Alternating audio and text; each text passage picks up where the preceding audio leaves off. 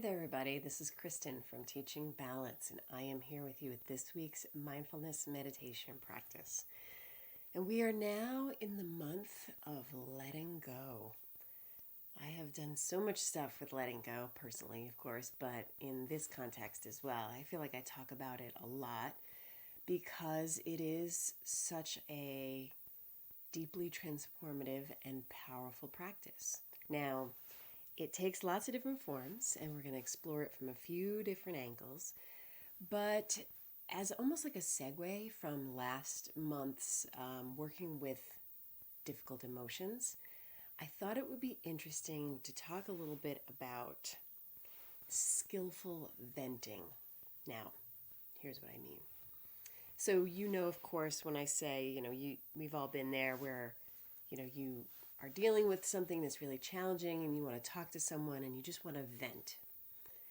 And I think it's interesting when you reflect on even the term venting. Of course, when you think of like an air vent or a venting off, there's this quality of like heat and kind of like steam and combustion built up. And that's why it needs to be vented out, right? And there is a quality of heat to the emotions associated with the experience that seems to, require, if you will, venting. So for example, you're not going to vent to someone about how great everything is, how in love you are. There's no venting involved there.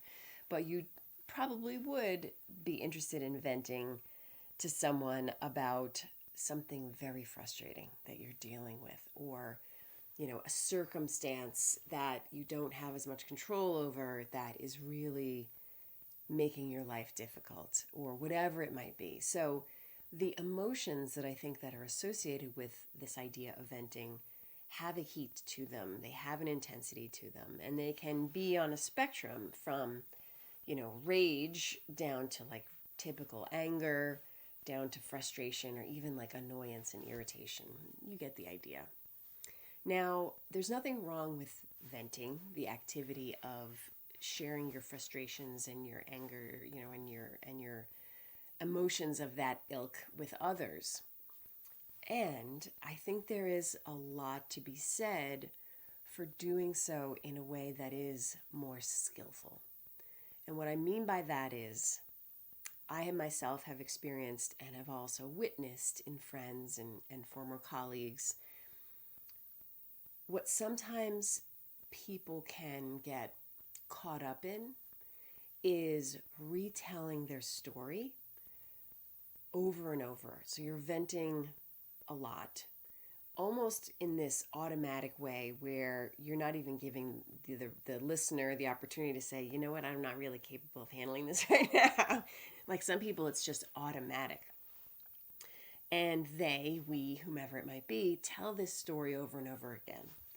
And there's a seductive quality to doing that, because what it does is it reinforces your rightness, right? If you're feeling frustrated, you clearly think that you are the one in the right, perhaps even the victim, if you want to go so far as to use that term, and that the circumstance or the person or whatever it is that's causing this is wrong. And so there's this quality of sort of like, feeding your own sense of rightness. There's a word that's escaping me, self-something. You probably already have figured out what it is, but you know what I mean. And so the dilemma around that is that not only can it be negatively impactful to others by getting them kind of worked up, particularly if this is something that is a rather automatic, habitual behavior in you or in anyone. But the other thing is that you are re-escalating your physiological emotional state by telling the story over and over again. So you're actually agitating yourself and recreating, as far as your body is perceiving it, you're recreating this frustration in a way that is not productive. Now, again, we've all done it. It's just kind of human nature, I think. But the point I want to make is it's not as though you don't have other avenues to work with these challenging emotions and to go back to our theme for this month, to let things go. So here is my suggestion to you. When you notice that you're on this kind of like train of, telling that story over and over again, or venting a lot, to the point where some of you even described it as you're almost like like a bird, like you're regurgitating all of your pain and like kind of like throwing it all up into like, like a bird's nest. You're the bird, blah, and now we all have to deal with it. So trying to avoid that. And instead, when you do really feel like you need to work with these elements of frustration and anger and irritation and etc., to do so in a way that feels more productive. First, of course, checking in with the people who you want to share with and making sure that they're feeling, emotionally equipped and up for that. I mean, how many of us are asked, hey, I have something I really want to talk about, and, it's being very triggering for me, and I want to see if you're, in headspace to help me with that. That'd be nice if people were to ask first. So if you're in that circumstance, allowing yourself to ask first. And then not so much getting yourself all worked up about it, but only sharing really the highlights that are worth sharing, because your outcome, your purpose in sharing is less about venting per se and more about asking for input. So for example, I'm dealing with this frustration, and it's not even so much that you think someone's going to solve your problem, because some problems can't be solved that way. But if nothing else, the person can express some empathy, they can express some support. Their advice to you might not be, here's how you solve your problem, but their advice might be something more akin to, I've been there, I know what that feels like, and just try to continue to be kind to yourself and try to not let it get to you too much, and all of that really supportive, empathetic, emotional, scaffolding that I think we all would benefit from. So that's what I think of when I think of skillful venting. Sharing what the things are that you're dealing with in a way where you really are perhaps looking for input and an alternate perspective, and if nothing else, looking for some productive advice regarding how to relate to it in this moment, as opposed to just this not particularly productive reinforcement of you're right and they're wrong and I'm angry now too, or whatever that might be. So take all of that with a grain of salt. That was kind of a long one, so I'm going to get into it right now. But I think there's a lot to be said for that. And of course, I know that that gratitude practice and all of the things where you emphasize the things that you do have to be grateful for and the beautiful parts of your life, allowing your energy to rest there as well can also offset that. A little bit of a afterthought, but still extremely valuable. All right, so let's go ahead and get our meditation started. Now that I may have possibly triggered and churned up some of those negative emotions, because we all know what that's like and we deal with it all the time. But for our purposes here, we're going to do what we can just to not tell ourselves the story and allow ourselves just to rest in what I would describe as the peacefulness of observing the present moment. So even if this present moment where you're sitting, trying to be mindfully aware, even if it doesn't feel optimal, maybe you're a little cold, maybe you're hungry, maybe your back hurts, whatever it might be, even if that is the case, generally speaking, you're fine. Right now, in this moment, again, it might not be optimal, but you're fine. And just let yourself rest in that and savor this quality of neutrality, neither pleasant nor unpleasant, but you're just here. It's fine. And the good news is you're going to get this opportunity right now just to get a taste of deep rest.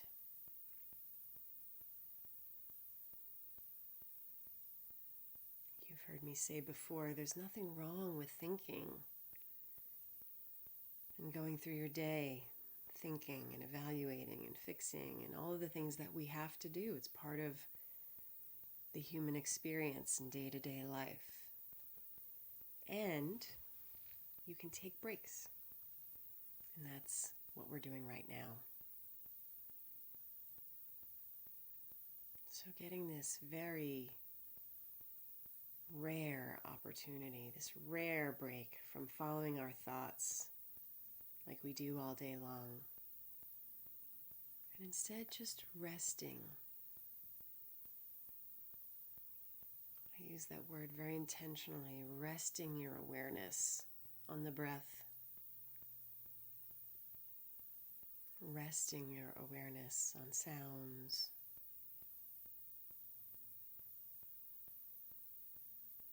Or resting your awareness on the body.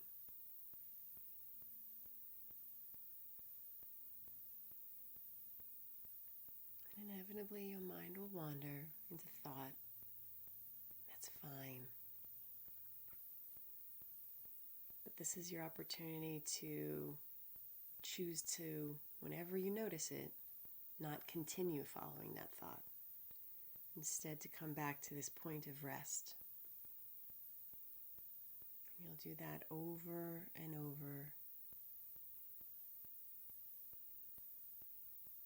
And dare I say, even allow yourself to savor what that rest feels like.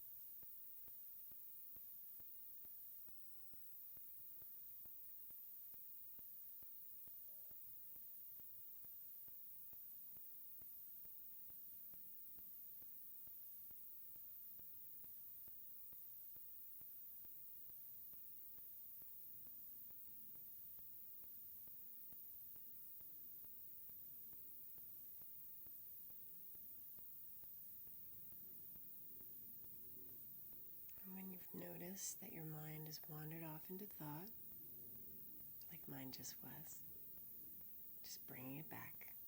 No big deal. Coming back to rest.